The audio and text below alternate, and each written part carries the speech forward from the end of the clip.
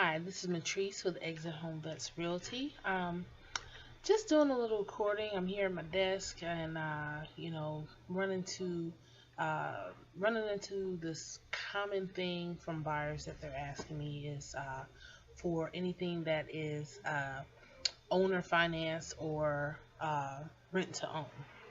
Um, and I wanted to kind of do this video just to explain the situation of owner finance or rent to own. And I understand why buyers tend to ask for these things. It's usually a couple of reasons. Either their credit's not up to par to go ahead and go for financing, or they're not able to attain financing due to their income level, or their something else going on.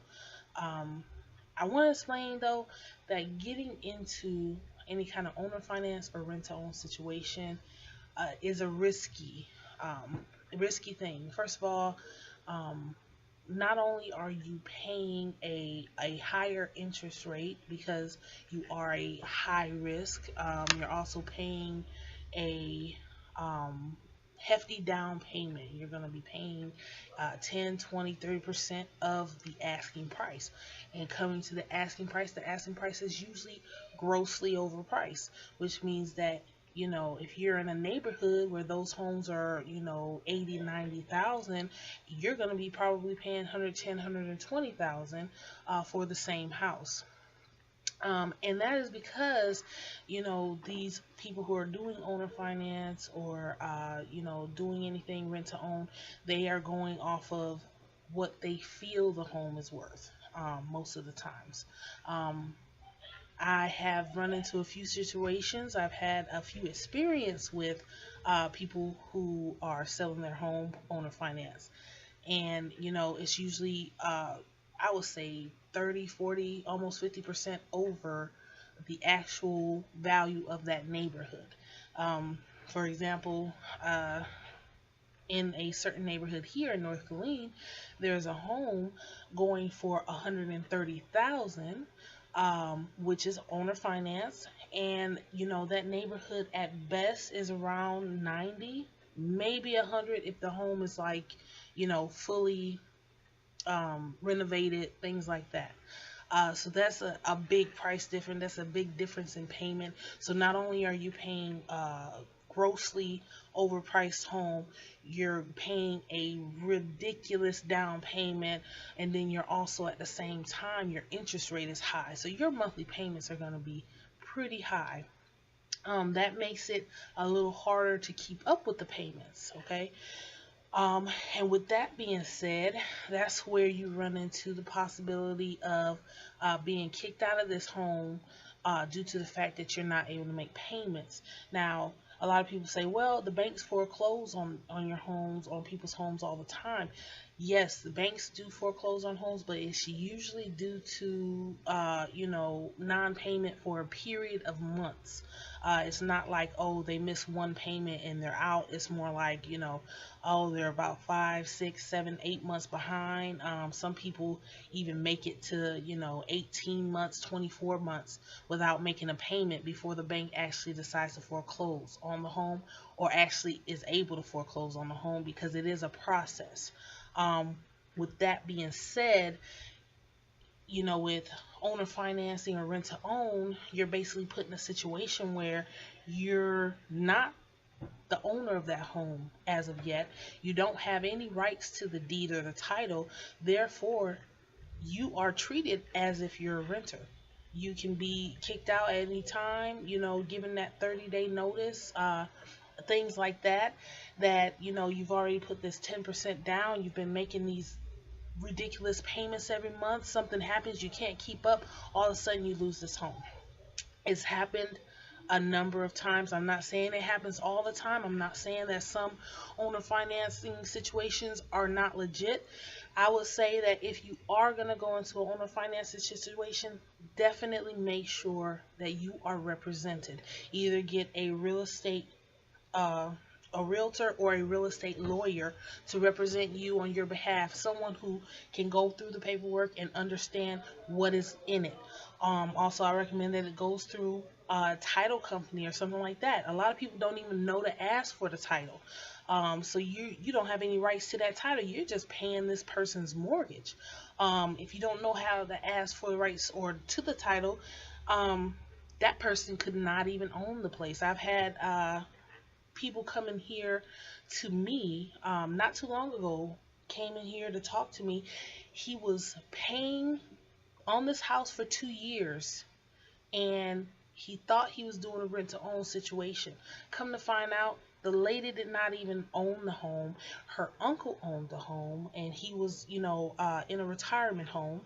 And come to find out, she wasn't making the actual mortgage payments, so that means that the home did fall into foreclosure. And not only that, she wasn't paying the taxes on the home. So then on top of that, the home went into a tax sale.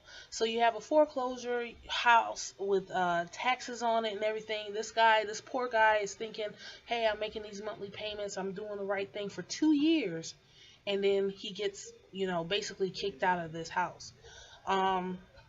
So that's one of the main reasons why I made this video. After speaking with them and speaking with a number of other people, I've had from my own experience where I listed a home, and I listed it at the right price. It was 3 bedroom, 1 bath, like 1,100 square feet in the older side of town, and we listed it $30,000 for a quick sale. On documentation, the person who I listed it for owned the house, but come to find out that he actually sold his rights to the house to another company. Long story short, I pull out of the sale of that house. I take that listing off of my records, take it off, and I say, I can't sell your house if it's, not legal. So we took it off, and then a couple months later, I see someone was living there.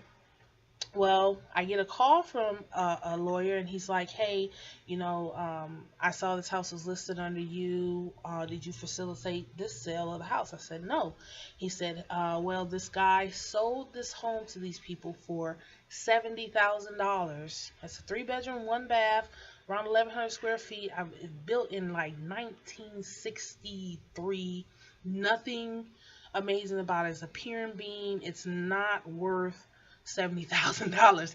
It has a 1-car garage. In other places, other states, it may be worth $70,000, but here in Killeen, Texas, that home would go around 40, at the most $50,000. Here, this guy sold it to them, owner finance, $70,000. They had to make 10% down payment, which was $7,000, plus they were paying $750 monthly.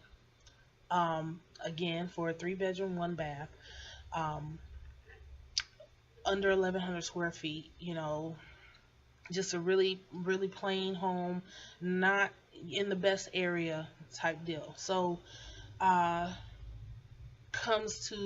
they had some problems with the plumbing, and they called the guy and they asked him, hey, we having problems with the plumbing, can you help? And he refused, and then later on down the line, they didn't make a payment, so he kicked them out. So they lost out on, I would say, they were at least there for 6 months, so they lost out on 6 months worth of payments, plus they lost out on that 10% down payment that they made. They still had no rights to the home because they didn't ask for a title. These are things, and this is why it's important to talk to a real estate professional. Talk to a realtor, or a real estate lawyer, or somebody who is in the profession that can lead you and guide you and let you know what to ask for. I think I pretty much covered everything. There's going to be people who disagree with this video. I understand. Hey, we all have our opinions. I'm not saying that owner finance or rent to own is a bad situation.